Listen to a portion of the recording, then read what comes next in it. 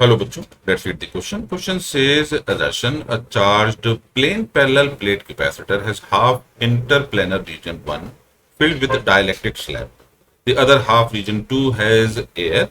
Then the magnitude of net electric field in region 1 is less than that in region 2. Reason? In dielectric medium, induced or polarized charges tend to reduce the net electric field.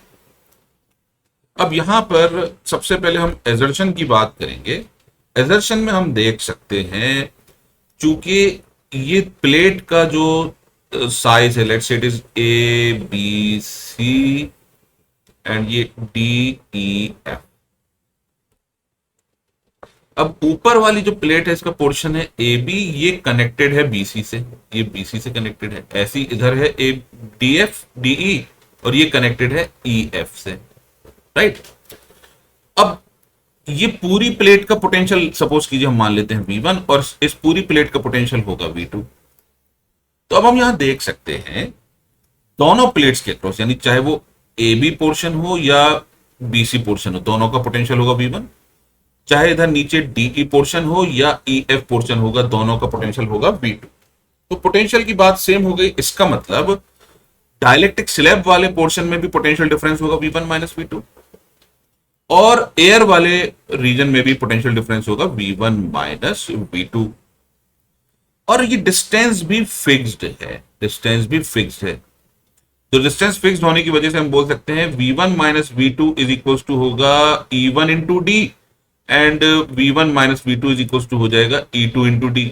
अब V1 minus V2 तो same है, तो इसका मतलब E1 D will be equal to E2 D.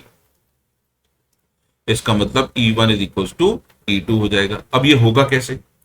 ये होगा ऐसे कि जो चार्ज प्लस Q है वो यहां पर ज्यादा एक्यूमुलेट होगा और यहां पर कम एक्यूमुलेट होगा। यहां ज्यादा एक्यूमुलेशन होगा और यहां कम एक्यूमुलेशन होगा, जिससे कि इलेक्ट्रिक फील्ड हमारा यहां पर और यहां पर सेम हो जाए, यानी net electric field is same, right. तो इसका मतलब पहला स्टेटमेंट हमारा गलत है, क्योंकि यहां पर पोटेंशियल डिफरेंस मेंटेन्ड है।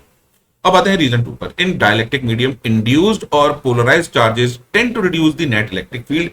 ये बात समझने के लिए हम सबसे पहले लेते हैं कैपेसिटर की प्लेट्स, और यहां पर अगर हम डाइलेक्ट्रिक अगर डाल देते हैं तो सपोज कीजिए अगर हमारी नॉर्मल सिचुएशन है, नॉर्मल सिचुएशन का मतलब जनरल स्टेटमेंट, यानी हमने यहां पर डाइलेक्ट्रिक को कंप्लीटली फिल करना है। ये हमने डाइलेक्ट्रिक कंप्लीटली फिल कर दिया, लेट्स से।